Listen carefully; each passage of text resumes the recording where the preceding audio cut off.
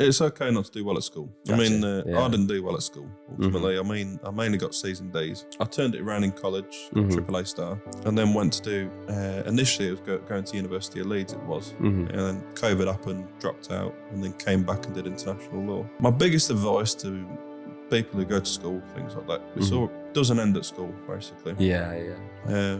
There's always chance for you to, still do well. Hello and welcome to the Knowness podcast, the vault of knowledge. So, John, welcome. How are you doing today? All right. That's good. So we'll just start by a brief introduction. So tell me about your name, what you studied at uni, just a bit about yourself. Yeah. So my name's Jon Reynolds. I'm currently an international law student at University of Birmingham. I'm currently on a year abroad at Bocconi in Milan. Oh, is it? Yeah. Oh, okay. I study international law, finance, and business, basically. Okay. And I run a company called Matchday. Oh, okay. So tell us a bit more about Matchday. What is it? Let's start with that. So Matchday I founded back in 2023. Yeah. In August it was, on the 15th it was. The idea came about earlier than then. It was back in 2022, in November was when I first came up with the idea. Now, Matchday is basically an online travel agency. It's aggregate accommodation solutions for businesses and contractors. Gotcha. So people across the UK who need accommodation for projects, things of that nature. Common question I get is it Airbnb? I know you asked. Yeah. It's not Airbnb. Yeah. It's more aggregate based. So, for instance, people can upload said booking requests, and hosts in nearby area can give their best price on the stay. Gotcha. You can still do instant booking, like on the other sites, but the idea is to get you a better price over the course of several years. Is that for just normal people, like on holiday or whatever? Is it specifically for businesses? It is for businesses, yeah. Gotcha, yeah. I mean, normal people can use it, but it's not really tailored for them. Yeah, more so for like businesses and projects and people going abroad for that kind of stuff. Yeah, exactly. Okay. Yeah. And where did this kind of idea come from? What's the origin? Origin story. Yeah. So I used to run a previous company. Yeah. My previous company was called Reynolds Property Investors Limited. Back then I started this when I was 19. Yeah. So actually, no, it was 18 actually. June 2019 is when I first came to the idea. Yeah. So at the time I was, do you want the full story? Yeah, hit me with the full story. Yeah. We got time. So basically, back in 2018, I broke my leg. Okay. I was in a motorcycle crash. And at the time, I was working at Burger King. Now, during that whole recovery, I was thinking, what would happen if I died, basically? You always... you get those thoughts, I guess, I was really thinking, I was thinking to myself at school and whatnot, I was like, I wanted to be wealthy by such and such age. I was thinking, what have I actually done to accomplish that, What steps have you taken? And Exactly. And at the time, I was obviously only doing a college course in business. Didn't manage to get onto A-levels because I wasn't good enough, basically, at school. Yeah. And I basically thought I found some things online about property, it was. Now, don't get me wrong, a lot of people in property are gurus. Yeah. And, they'll try rob your money, basically. Yeah, and some courses, exactly. like a scam and that kind of stuff, So some courses going about 13, 14 grand. Yeah, which is crazy, astronomical. I mean, some people actually pay that and pretty much bankrupt now. Yeah. Stupid. No, I've seen all over YouTube and stuff like that. People trying to get into these schemes and stuff like that. Yeah. So basically, I found this guy who taught me a bit about property. Yeah. And I basically found a way where I can manage a property without physically owning it. So it was like under a management sort of thing. I was like a letting agent in a way. Gotcha, yeah. So back then, I basically ran my first deal. It took me about a year and a half to actually get my first deal. It took me ages. Yeah. But I did whatever I could to try and make it happen. Yeah. Now, that deal was very bad, but it was didn't listen to the red flags at the time. I tried making it work, whatever you could. And then I eventually got on multiple properties that I was managing. Yeah. Now, we had a lot of business bookers. So people that would typically pay Monday to Friday, they'd use booking.com or Airbnb. And what would happen on the Friday is they'd ring me up and privately negotiate with me. Like, look, can you knock off 20, 30 quid a night, all the rest of it? And that was pretty much all the time. I mean, even if they didn't ring, you'd ring them and it'd likely be that they needed accommodation for several years at the time. Obviously, there's a labour shortage in the UK, so labourers have to go across the country. So we had guys come all the way from Newcastle, Plymouth, that's far, all the way down to Reading, which is right next to London. It's a trek. It was a trek. So they'd obviously use us, and we'd obviously do a deal, all the rest of it. Now, eventually, we kind of ran out of supply. I mean, they wanted a house once every week, basically. This one guy. We had a guy from it was Barclay Group. It was quite big. Yeah, it's quite big. It's quite big. So he was a subcontractor of them, and he was trying to bring down guys every single week, basically. So I pretty much said at the time, I was trying to find the host that could accommodate it, and then obviously get like a little bit of a kickback, as I say, or commission. Just I can't use kickback now. And they'd give me like 15% commission, and I mean, I wouldn't have to do much for it. I'll just have to pass on the booking, pretty much. And I thought, it's perfect. This, that's a good thing. Going, 600-700 quid, basically. I mean, it was obviously providing a lot more value to them, and it was commission. And basically, I kept trying to do that. Now the difficulty is obviously it was pretty much a race to the bottom with it, unfortunately. So it was quite difficult finding it. But I thought, what if there was a way to be able to? So this was later on in the company. So this was close to when the company went insolvent. It was. Gotcha.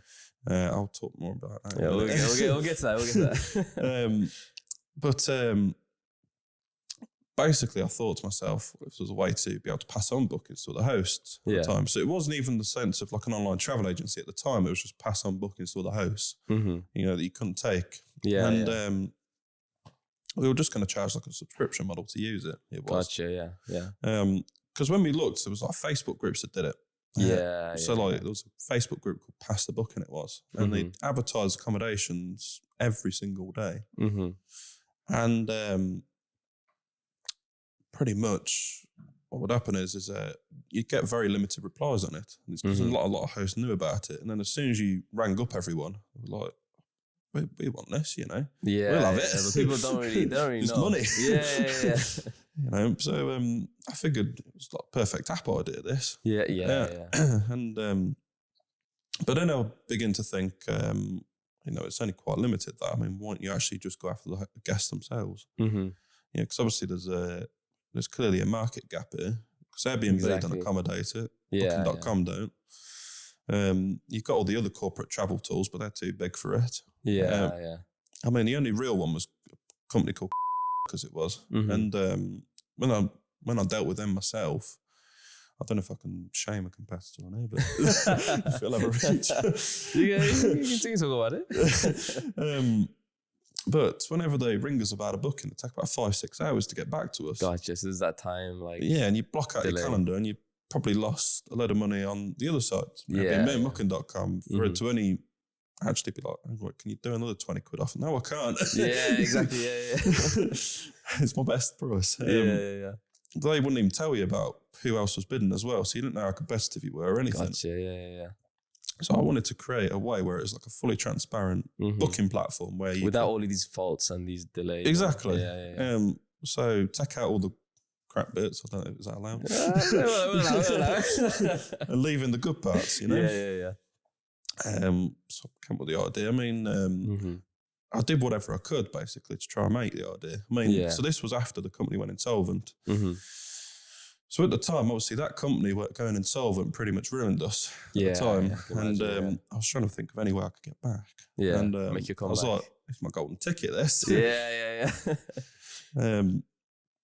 And pretty much I set about trying to make it happen. And I mean, I was doing anything possible to try learn how to code, how to design. I didn't know a thing about it at the time. And I was trying to... because you have like a law background, right? Exactly, I was managing a law degree at the same time. Exactly, yeah. So and a full-time job. Exactly, and trying to do this idea while learning how to program and marketing and...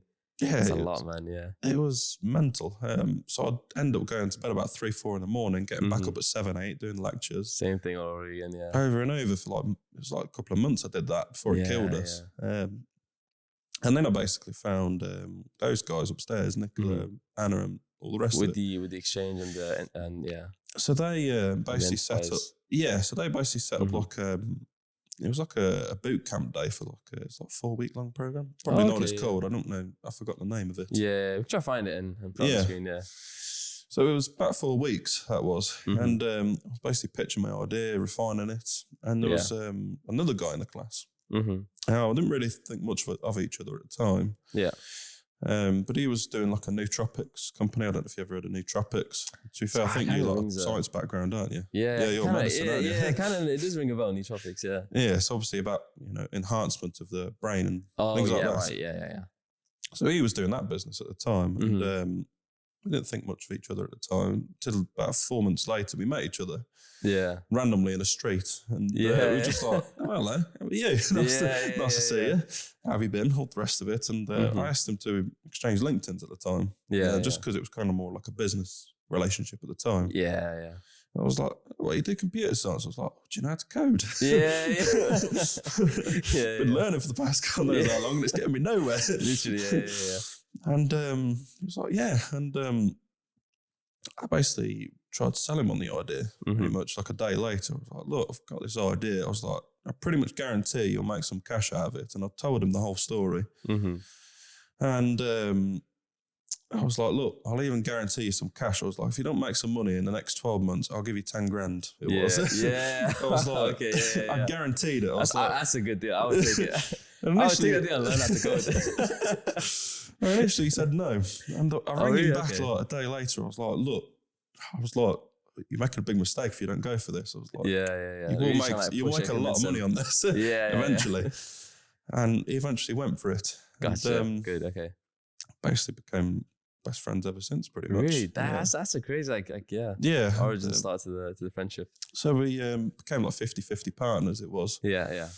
But yeah, he's a lovely guy, he is. I'm lucky to have him, to be honest. But yeah, that's kind of the origins. No, that's really cool. Essentially, so you're both co-founders, but both like completely different kind of backstories and origins. How far did you get with the coding? Were you getting closer and closer, or was it still... Yeah. How far did you get by yourself? I mean, Daniel was trying to be polite about it because I sent over the code. He was like, I can't use any of this. It's crap, basically. Yeah. You have to go from the words akin to that. Yeah.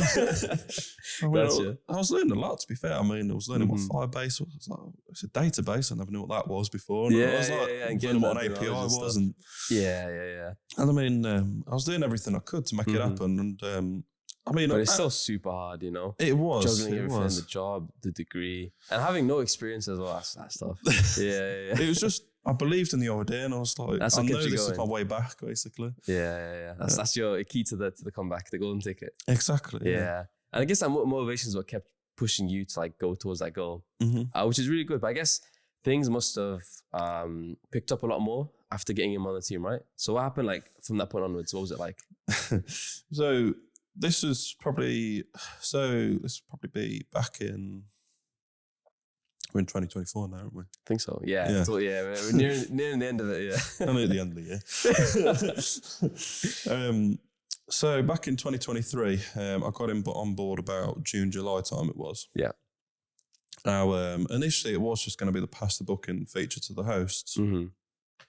Now, essentially, we kept changing the idea. Yeah. Which was the tough part. Changing the designs, because obviously I didn't know how to design at all at that point. Yeah. And I'd say it kept changing, the designs. The business idea kept changing. It was like... It's evolving and changing all the time. It was evolving, yeah. And at the time, I mean, I wanted to do something as big as what we've done. Yeah. But I thought it's a bit much to ask him to do all that because it's massive, basically. I mean, it's the size of Airbnb now, the app. You know, like how, I'm not saying like the amount of people on it, but I mean the size of the app itself. Gotcha. The amount of functionality it's got on there is easily comparable. So like Airbnb and these other competitors. Yeah, it's easily comparable. And so basically the idea kept changing. It was like, that needs to be a necessary feature. That needs to be a necessary feature. And the thing was, we didn't have a structured MVP. Or minimum viable product, if you don't know the acronym. Yeah. And hence, the idea just kept changing. I mean, we kept getting pushed by these guys, just launch it, you know. Yeah. We were like, we're not happy with this. Yeah. And, you know, we wanted, because to me, you set a first impression only once. And if it's not good, there's no point in releasing it. I mean, the designs we had were crap. Yeah. And I just thought, I can't release that. I mean, we then got a T-level guy on board. So T-levels, it's like A-level mixed with B-Tech, I want to say. Okay, yeah. It's a fairly new thing. I think I don't think I've heard of it, T-level, no. Yeah, so to be fair, it's probably something you could probably get on, actually. It's quite good for interns. Oh, is it? They pay you, they get like a free laptop and whatnot. But, Really? Okay. So this guy, he was good for a while, but we couldn't get it right, basically. And that was probably a big challenge for us at the time. Yeah. Till eventually, we worked out the scope. Yeah.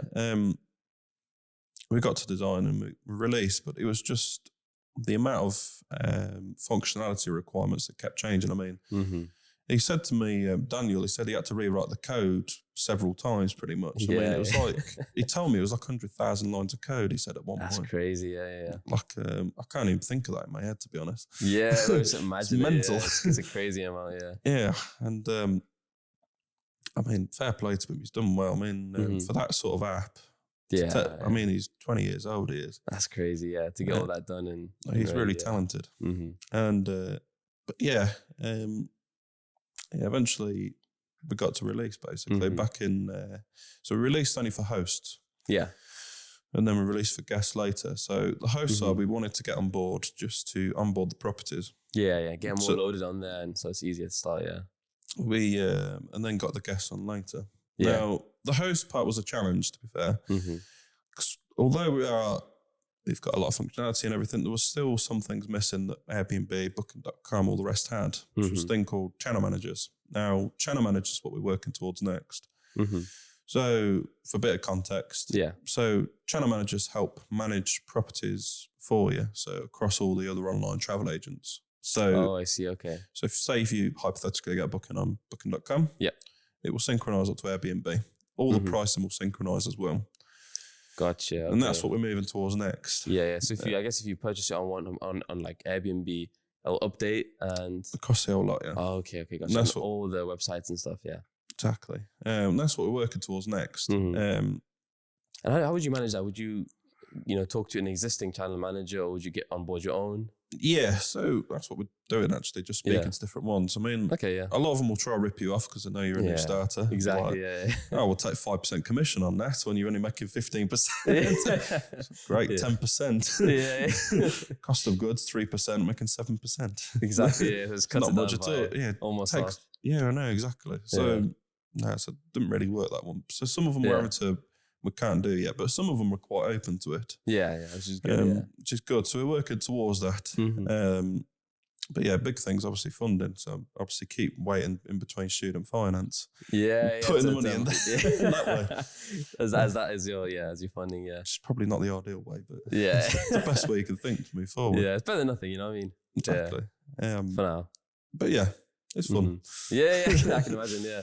And so you reach out to all these different like hosts and stuff, right? And how do you so how does the process work of finding these hosts? And is it just, do you just find a list of all of them, or how does that work? So we use Google Maps, it was. Gotcha. So we just search service departments near us, and then they normally note down the company details. We just ring them and be like, another way to make some money. Yeah. We've got some bookings in this area, all the rest of it. And we are getting booking inquiries, but we can't take them, basically, because we need more hosts, basically. Yeah, gotcha. It's a simple thing. I mean, we had ones in it was in County Durham we had one down in, up in Scotland it was. Yeah. Down south as well. One in Wales. One down the south east, like London way.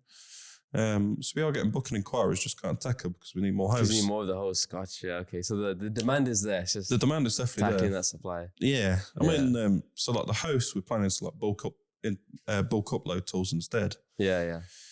So the way that'll work is they can upload multiple properties at once. So if they've got like hundreds of properties, it can be done in like half an hour instead of 10 minutes on each. Which is how long it currently takes. But yeah, so it saves a lot of time and stuff.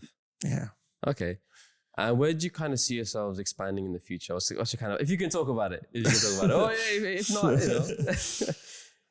or we could wait and see where. where match day goes? We have definitely got some things planned. So some things in the works. Yeah. Some of it I can say, some of it I can't. Gotcha. There is one thing exciting we're working on, actually, I can say. Yeah, let's hear about that. So one thing we are working on is home automation. Mm-hmm. So with the home automation, what will happen is landlords or hosts will set it up once on their phone. Yeah. And then any guests will essentially log in to the property straight away with that property. So we're planning things like facial recognition on front doors and whatnot as well. I see. Planning integration, Ring doorbell, like Yale locks are called, so like, to unlock the front door. TVs, lights, all the rest of it. And then eventually we plan to go into hardware with that sort of thing and create like our own sort of custom product. That's one of the things we're working on. It's like a whole integrated system. Yeah. Oh, that's really cool, And then another thing I could say a little bit about, planning on working with more with safety, actually. A big thing we found when we did a lot of market research was, particularly with women, and didn't feel entirely safe in Airbnbs. Yeah, because there's a big variety in terms of Airbnbs. You can get some places which are like really nice hotels, and then others are a bit more, they feel a bit more dodgy. You know what I mean? So you get like hidden cameras. There's all sorts of stuff about that you hear online. I mean, we saw like Instagram accounts with like contraptions made up. So we had like one with like a hanger attached with like a towel attached to like door. It was hard to explain. Like, I know I'm like going all over the place. Like I get the. But like they were making like contraptions up just to just have like a safe space, basically. I was thinking, this is bad. And just the fact that exists. Exactly. You know I mean, it just didn't feel fair, to be honest. I just thought there's something we could do about it, really. So we're planning on doing like an accreditation scheme. We're planning on in the future. Okay. Integrating with some of the partners to try and tackle that issue. So basically to just have that sense of safety and security when you use these properties, that those issues aren't going to be there, essentially. But I mean, to be honest, service accommodation though in general is a cowboy industry at the moment. It's not regulated at all. I think more protection needs to be made. No, 100%. I think again, just end up benefiting everyone as a whole. And it's stuff like I feel like Airbnb and these other companies aren't really doing or really working on. I mean, they've got little things they do, but it's nothing large scale at all. Aimed at really tackling the issue at the source. So I guess a bit more on like match day. What would you say like your biggest kind of struggle so far has been? Like the biggest challenge? Good question. When's it not been a challenge? Which one do I pick? We get like a little hat. It's got like a little random let's pick one out. Probably a personal one, I'll say. Probably myself in a way. I'd say the previous company kind of hindered the success of this one for a while, I'd say. In what sense? So obviously that company liquidated, the previous one. It was partly my fault, partly others. I'm not going to pass blame anymore. Of course, it's all gone now. But past is past. For a while, obviously, you blame yourself quite a while. No, of course. And you trying to make it better, all the rest of it. But I mean, it was tough for a while. It's hard to bounce back from something like that. It is hard to bounce back. To get that motivation and. And obviously you have low self-confidence after that sort of thing. And, but eventually you kind of have to realise that it's, you get second chances. Obviously you've had your one chance. I mean, who's to say you can't bounce back in the future? No, exactly, I mean, for a while it was, I wouldn't even share the idea with investors or anything like that, just because I didn't want them to lose money or anything like that. Just because obviously you see it as a reflection on yourself for a good while. So that was probably a big challenge for a while.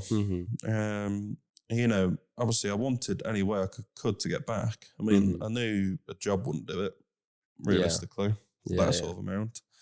So I basically set up this company. I was like, I've got this idea. Who's to say this can't work? You know? And that's I don't know, that's super inspirational, you know, like bouncing back from something which you perceive as like a failure, getting that confidence. I mean, for a while, it was, to me, it did seem like a failure, massively. I mean, but you know, but the thing is it's not really, you know, like, you take lessons from it. Exactly. So then it's a success, you know? Yeah. Because without that, the whole thing would, yeah. So, you know what I mean? It's not really like, you take the lessons from it and you build up, I guess, from like the ashes of that, you have like a new phoenix, which is match day. Exactly. I mean, practical experience you can't take away from anyone. I mean, 100%, yeah. But I mean, that previous company, I was hustling like anything, trying to make a deal happen for like a year and a half.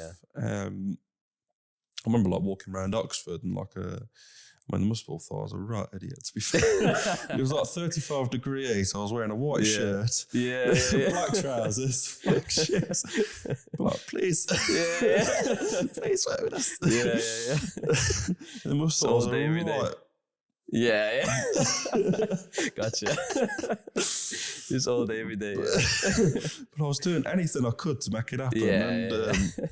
And to be honest, I say why now, to be honest, looking back, but you have to go through that. 100%, You can't be taught that at school. You can't teach it or tell someone about it or, you know, learn it other ways. You have to do it yourself. And I mean, people are too protected nowadays, to be honest with me. I mean, you get things like a participation trophy nowadays. I mean, your thing is failing is a good thing, basically, is what I'm trying to say.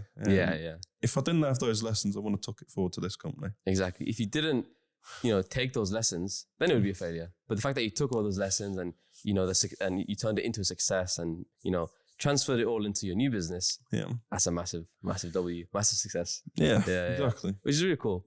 I guess the next question, which is kind of similar to this, is what kept you going? Like what fueled that motivate? You know what I mean? Was it like family? Was it friends? What was it?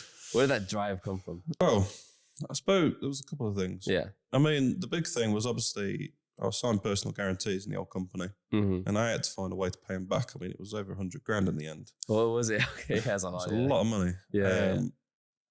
I needed any way I could to get back, basically. Gotcha. I mean, fair bit of that's paid off now, obviously. But when good, the big thing was I needed a way to get back. I mean, it was either work for 10 years, you know, doing the job you didn't like or anything like that, or go back to what I loved doing. That was hustling, you know, trying to make deals happen, you know. And to me, I was like, I didn't completely fail in the old company. I was making decent money. Like it was well over six figures. This is really good, Yeah, and I thought I can either step back and do nothing about it, or I can go back to what I love doing. Yeah. And as much as I saw it as a failure at the time because I failed, it was, you can either wallow in self-pity, which obviously some people do. It's hard to get out of it sometimes. It is hard to get out of. Or I could do something about it. You know, get back to what I love doing. Ultimately. But it was very tough. I mean, to be honest, my old company I saw as my baby. I mean, you guys probably know that more than anything. You know, it's like your first, you know. It's like your firstborn. I mean, people in business will understand that. But to me, it's kind of hard to let go of it. It is. And I was trying to do anything I could to make that work. But in the end, it just wouldn't. And I mean, it just made sense to cut your losses, basically. So the big motivating factor for me was myself, really. I needed to get back to what I love doing. And that is what I like doing. Hustling. And I mean, going into law, I mean, no disrespect to the people in law, it's not for me. I'm not a particularly corporate person, don't get me wrong. No, my council estate, you know, all the rest of it. I mean, it just doesn't fit me. I get you. But a lot of, like, I guess the skills and the things you learn from law, you can transfer onto this company. Definitely. Yeah, I mean, it saved me thousands of pounds doing law at the university, to be honest. If anything, I've probably made money off the university. More than your obviously, it costs $9 grand a year, but to be honest, you're making more than that, I guess. With what you save. Yeah, exactly. I mean, but genuinely, if I could recommend any degree for you to ever be like an entrepreneur, it's a law degree. Oh, okay, just because it protects you so much. I mean, it's things you miss. You know? Exactly. Without that prior knowledge, you wouldn't really be able to see those things. Exactly. Okay, that's really cool. But again, this whole concept of turning a failure into a success is super inspirational. Because I think with a lot of startups, businesses, or even just in life in general. I mean, 90% of startups fail. Exactly. Yeah. But it doesn't mean that like you said, that they're not failures. You can take everything you learn from it and bounce back. Yeah. I mean, I feel like it's harder to do that than to actually start a startup. Yeah. But that's amazing. Yeah. To be able to. Well, I guess the next question would kind of be what kind of advice would you give to someone who's had that startup that's failed? If from your own like experiences and stuff like that. What advice would I give? Yeah. I mean, but to be honest, I'd say it's okay to ask for help off people. Yeah. I mean, I struggled with that for quite a while. I didn't want to open up with people about it all. Yeah, and how it's affecting you and stuff like that. Yeah, it's kind of hard to. Yeah, because to me, it felt embarrassing to me. Yeah, I mean, it's some things where it's not, but you personally are going to feel that, even though it's not. Yeah, it did feel that way for quite a while. Mm-hmm. So, big thing for me would be if you were to have that sort of thing, listen to if you have a company that is not doing well. Listen to the red flags is the first thing I'd say. Yeah. Almost as much as it is your baby, you have to kind of detach yourself from it a little bit. Not flogging a dead horse, as I say. I think that's a phrase. Yeah, something like that. Yeah. I think that's a phrase. I'm pretty sure. I think so. Yeah. Yeah. Listen to the signs, basically. Yeah. It's okay to ask for help off people. And don't continue something if it's not working, basically. Yeah. Which is obviously the big thing with me. Yeah. And I guess, making that like really tough decision of, leaving it and then moving on. Yeah. That's really hard to make, but I guess it's getting the strength. It was tough. Do you know what I mean? It's like you said, I think it is that phrase, like flogging a dead horse and just realizing when it's time to cut your losses and move on and start something fresh, which is a match day. Yeah. Exactly. I mean, to be honest, it was probably the best decision I made coming onto this company instead. It was this company can scale far more than what the other company could. No, I was going to say, it seems like a really big idea. Like, I'm surprised other people are not, other companies are not doing the same thing. I mean, there are other companies that do an idea, but it's nothing like It's nothing like on this scale or on this level. Yeah. I mean, the closest we found was obviously the idea, but they'd ring you back after like 5 hours, whereas at the time, with this is instantaneous, Exactly, yeah. And are you primarily UK based, or are you planning to extend abroad as well? Definitely plan to extend. Hopefully to push it. Yeah. Currently trying to get my Irish passport actually. So is it? I'd have a lot of that. Expanding to the EU. Yeah. But no, it will be international eventually. Across the world, I hope. Okay, hopefully it does get to that level. I definitely like see it getting that far, like an idea like this. But with your current clients and stuff, where do they kind of find you? Because I think the issue with this is there's so many people out there that would benefit from this, but they just don't know about it. So how do you kind of go about reaching those people? I mean, it's very much word of mouth at the moment, to be honest. Yeah. Gotcha. Until we get the additional funding in, it's pretty much just posting it out there and doing organic outreach. I mean, big thing we found actually that worked quite well was Facebook groups. Oh, is it? Yeah. So we actually found just quite a weird idea that I came up with, but we saw like on job ads on Facebook. Okay, yeah, there's quite a lot of those on there. Yeah. So basically, it'd say that they pay for accommodation on there. So like, say Digs provided it was. Oh, okay. And you'd be like, well, obviously that company offers accommodation. Give them a ring, basically. A lot of the time it would work, basically. Yeah. But obviously the issue was we need more accommodations then. So it's like a chicken and egg sort of thing. But obviously a lot of people found benefit in the idea. Yeah. Just needs to be bigger. It's just it's expansion is where you're currently trying to reach as well, and getting all those different hosts and having them on board and that kind of stuff. Yeah. Okay. Yeah. But it's getting there. Yeah. And from like a marketing kind of standpoint, are you guys focused on that, or like maybe Instagram or that kind of thing? Yeah. I mean, we plan to. It'll be Google ads we do next. Cool. Okay, got it. Google ads. Because a lot of people just Google if they need accommodation, like a certain area. That'll be the big thing. Obviously, Facebook as well, targeting those specific groups, pretty much. But ultimately, it's the host we need first. Yeah. Because obviously, guests, by the look of it, aren't an issue. The people paying the money.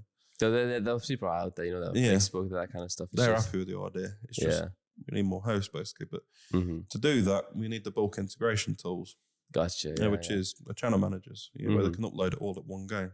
Yeah. Which we're working on, which will probably be released in the next couple of months. Okay, cool. Yeah.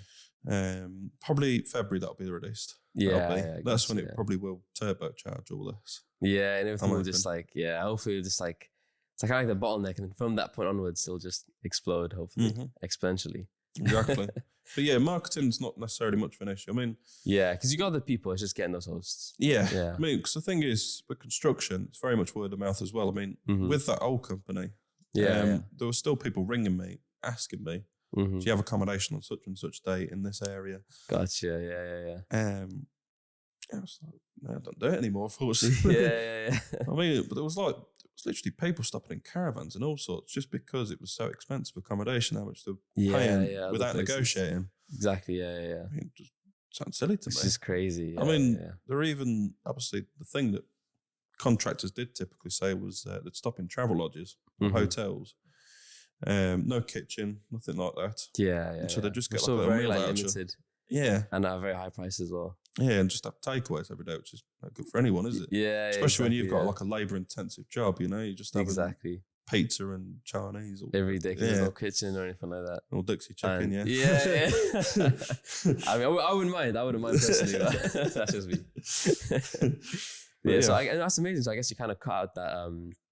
You guys are basically the middleman in that sense. I guess. Would you kind of describe yourself as like the Airbnb of businesses, kind of?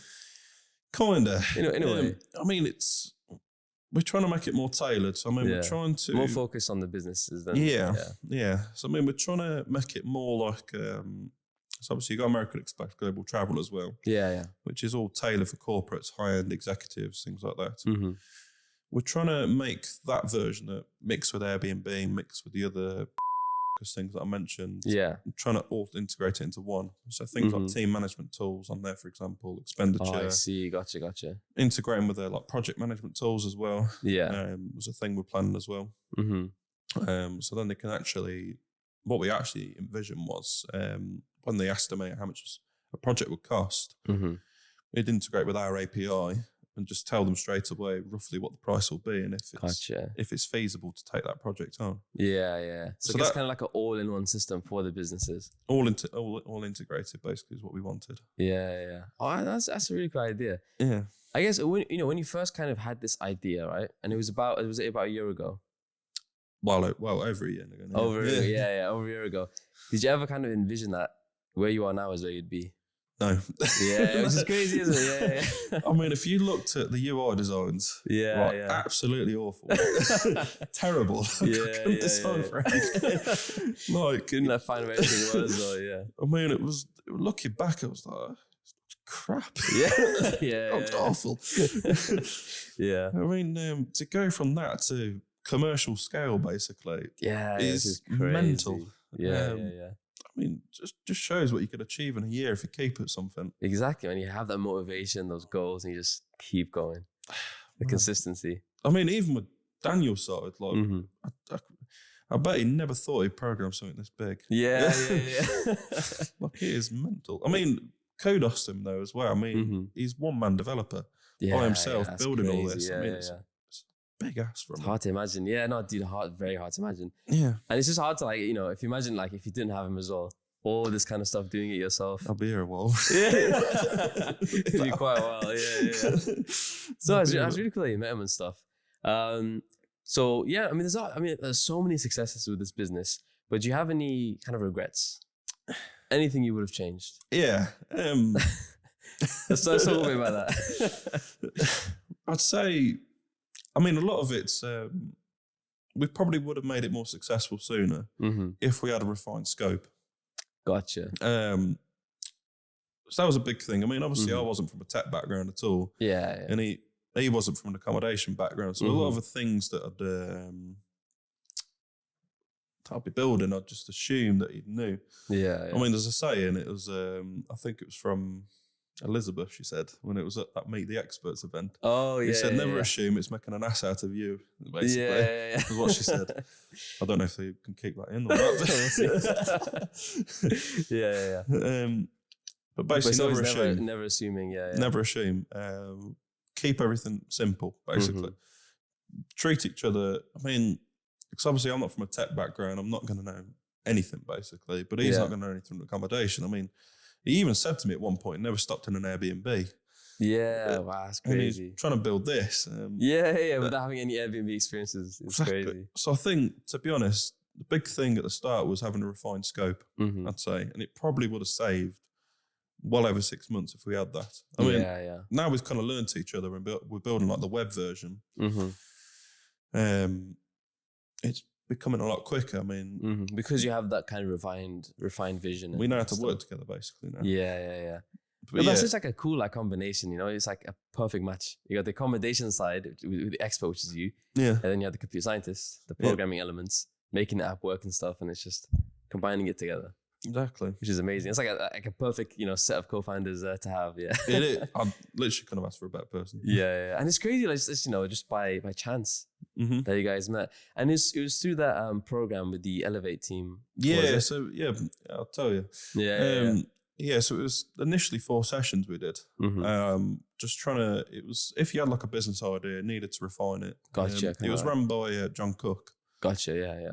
Lovely guy. Maybe we'll have him on in the future, you know. Yeah, hopefully. He'd definitely have some good nuggets for you. Yeah. We did 4 sessions. Basically worked out how to do like an elevator pitch, it was at the time. Gotcha, So like an elevator pitch, if you don't know, is you have to sell your business idea in 60 seconds. 30 seconds or 15 seconds, I think. It's kind of like in the time it takes for the elevator to go up. Exactly. So we're working on that, working on the business concept, working on a SWOT analysis, it was, I think. What is that? So strengths, weaknesses, opportunities, and threats. It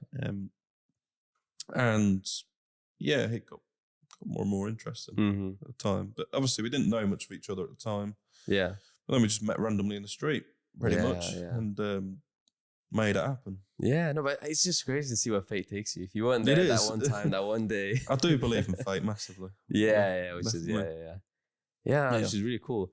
What else kind of keeps you going? You know, do you have like a lot of like a strong like kind of support network at home and stuff with friends and family? Yeah, I mean, friends and family have definitely been most supportive of this. Yeah. I mean, they believe the idea can go big. 100%. Yeah. I feel like you definitely. yourself as well are a very driven person, you know? Try to be. Everyone's got the ups and downs, you know what I mean? But it's very remarkable to see. But so I guess it's just like refining that initial vision is what you're saying. If you had that more time to kind of focus on that and deal with that sooner, you think things would have gone a bit faster, is what you're saying? Yeah. If we worked out the scope a lot quicker, knew how we worked and all the rest of it, and like what works with you guys and getting that chemistry like sorted and perfect. I mean, it would have probably been done ages ago, to be honest, at the current level. But it is what it is. I mean, you kind of have to go through that to work out it's how you part of the learning experience, you know. But seeing what works. It's all learning. Exactly. You know, that's the end. There's all of this is. You know, it's just learning. It's learning. The successes, the failures, everything. Yeah. But practical experience you can't take away. 100%. Yeah. What do you kind of anticipate will be the next biggest challenge or hurdle for you guys? Good question. I mean, you might not know. You never know what the future holds. There's a few things in my head. I think the biggest challenge obviously going to be funding. Because obviously we're kind of in like a little bit of a bottleneck, as you rightfully pointed out. Yeah. So to be able to fund the expansion, we will need a little bit of funding, basically, to make it happen. But that'll probably be the biggest challenge. Yeah. I'd say. Probably the development to that side as well. I mean, because of the level it kind of goes to, because it's very much, as much as I didn't want to be a corporate company, it kind of becoming that. Yeah. And you have the integration with the project management and stuff like that. It's a very big scope, It is, I mean, the integrations in itself, I mean, some of the companies have to check through your code and all sorts. Just to check it's all safe, secure, all the rest of it. So, I mean, there's like one integration we're working on in the future, which will bring on over like 1 million hotels it'll be. I see. Probably in the next few months it'll be.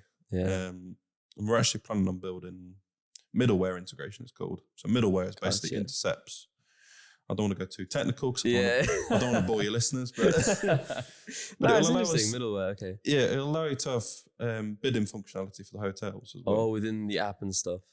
Yeah, Okay, straight away. Yeah, With the it's plan. built in. Yeah. Yeah. So that's what we're working on. Yeah. But No, this seemed like a challenge. It feels like a lot for like one person or two people to focus on. So I Yeah, guess getting that team we will basically have to hire pretty much Yeah, just for that yeah, sort of thing. Which is where like, the funding comes in and stuff. Yeah, but it is a Yeah. lot to handle. for Yeah, one no, guy. I can imagine. Yeah. I mean, we always had a joke where he's like chained to the radiator, with the. Yeah. I don't know if you saw on the. Yeah, that's it. Yeah. Those jokes, I was. Handcuffed to the radiator. Just constantly working. Yeah. I get you. Yeah. But yeah, that's probably the next biggest challenge. Okay, gotcha. Yeah. No, it's really cool. So I guess the next kind of question I have for you is, what would you say is the biggest thing that, the biggest like within the past like over a year and a half that you've been working on this, like the biggest success that you guys have had, Winning $5,000 was a nice one. Oh, nice. Okay, wait, how did that happen? I mean, we won a competition. Yeah. Which was like a pitching competition. Yeah. Basically, we had to send in like an application, pitch in front of some investors, and we won a $5,000 check. It was. Yeah. It was off Santander and University of Birmingham. Wow, that's massive. Yeah. So that went a long way, to be honest. I mean, at the time, that was probably another challenge we had. We didn't have a MacBook at the time, and to develop on Apple, you have to have an Apple product. Yeah. So what we were doing, this was not ideal. Yeah. Basically, I had a MacBook from like 2013. It was. Yeah. The screen was completely bust. All the rest of it. So basically, you had to connect to an external screen. Right? Yeah. And to compile the app, it took about an hour. Yeah. It was terrible. Literally, working on like bare bones. Yeah. Completely. I mean, we had like to. prehistoric tech. It was. I mean, we had to keep booking out the group rooms, at the university. Oh, yeah. Just to connect up to the screen as well, because we didn't have a monitor either. Yeah. To connect up to. Yeah. In the end, we pleaded with the uni. I was like, please, can you install Xcode on the university's Macs? Because they had the Macs in the library, don't they? Yeah. It was like, please, can you install GitHub? onto the systems,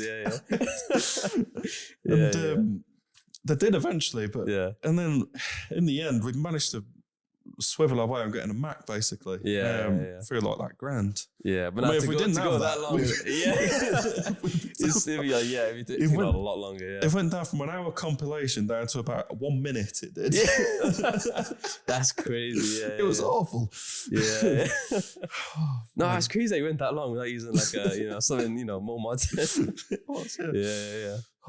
It was mental. No, I can imagine. Okay, that's a pretty big success then. Yeah. Because I guess all this is really important to always remember that there's always going to be successes and failures with startups. That was a big success. I can imagine. Yeah. I think it's tackled quite a big challenge as well. Yeah, dealing with that kind of stuff. Yeah. Wait, you just did whatever you could, didn't you? I mean, ultimately, you kind of get by. It was an Apple product. It could upload to the App Store. It might take a bit longer. Very much longer. Yeah. Like it's just getting a new, a whole separate monitor and all that kind of stuff. But as long as it works, It worked eventually. But now it's a lot faster with an actual MacBook. Yeah, which is really good. But what I was saying was it's always good to think about the successes and the negatives and the failures, because with any startup, it's like a combination of all of that. You're gonna have your ups, you're gonna have your downs, and it's just maintaining that motivation and stuff to continue onwards. Yeah, exactly. Which clearly you guys have done a very good job of that. I've enjoyed it thoroughly, to be honest. Yeah, this whole experience. As long that's the thing. As long as you it's something you're passionate about, something you enjoy as well. I think that's what's important. Exactly. And it being like a good and fun journey for you guys. Yeah.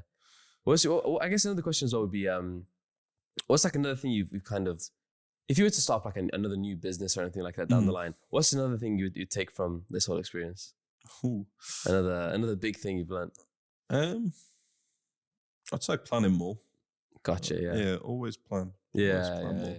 I mean, I have ADHD, so planning for me is it's very much you have that internal structure. It's like you have to have it. Yeah, but it's very much handy. Like simple things like to-do lists. Yeah. To get things done would probably be a big thing.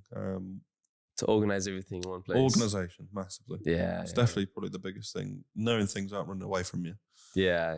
So that's probably the biggest thing I'll probably take.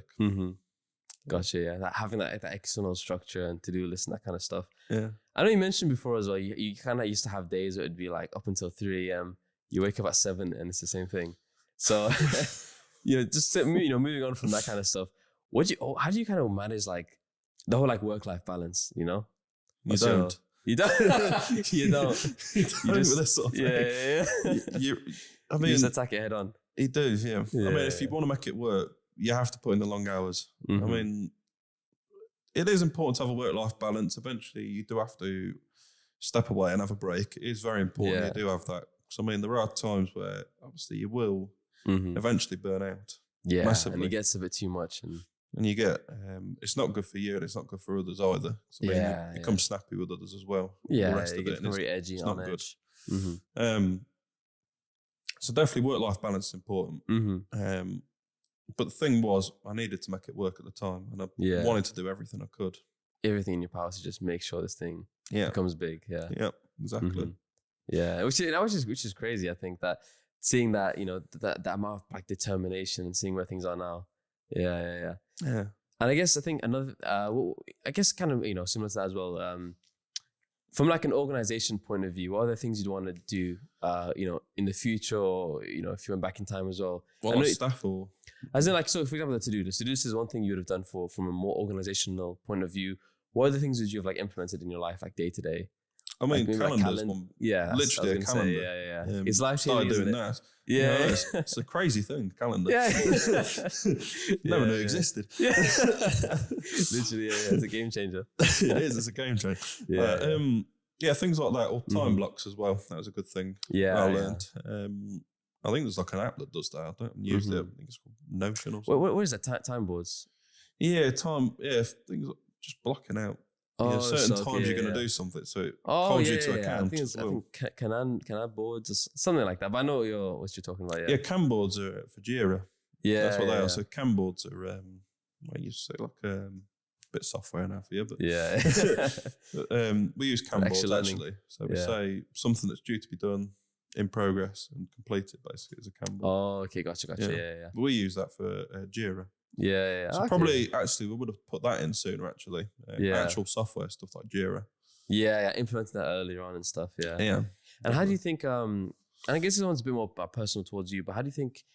What's it kind of been like as like an entrepreneur, but also having ADHD as well? Because it has its benefits, of course, but also definitely. with the ideas and everything, but there's also a lot of negatives. What's it kind of been like navigating this whole journey with that?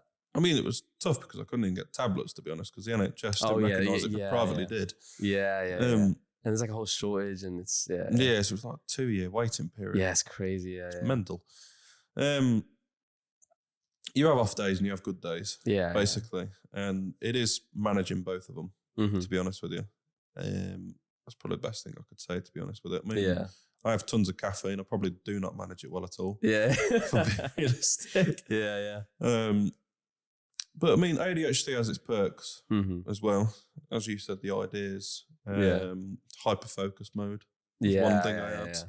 So when you're not hyper-focused, you focus on that one task for like 4 or 5 hours straight. And you just completely bang it out, Yeah. But then you get those moments where you kind of just, You get distracted and things like that. Gotcha, yeah. So it has its perks. Yeah. And I guess, okay, and again, this is another one a bit more personal towards you, yeah? Yeah. But, the question is, if you could go back in time, right, to when you were a kid, what would you say yourself? If you could just say one thing, what would it be? It's okay not to do well at school. Gotcha. I mean, I didn't do well at school, ultimately. I mean, I mainly got C's and D's, pretty much. I turned it around in college, got AAA star. That's amazing. And then went to do, initially it was going to University of Leeds, it was. And then COVID happened, dropped out, and then came back and did international law. Yeah. My biggest advice to people who go to school, things like that, it doesn't end at school, basically. Yeah. There's always chance for you to, still do well. Basically. Yeah, no, life's it's a lifelong journey, like a lifelong learning journey, It's not restricted to just school, Exactly. And yeah. Well, it's been a pleasure talking to you. I've learned a lot. You know, I hope the viewers have as well. Yeah. I've learned about myself. Yeah.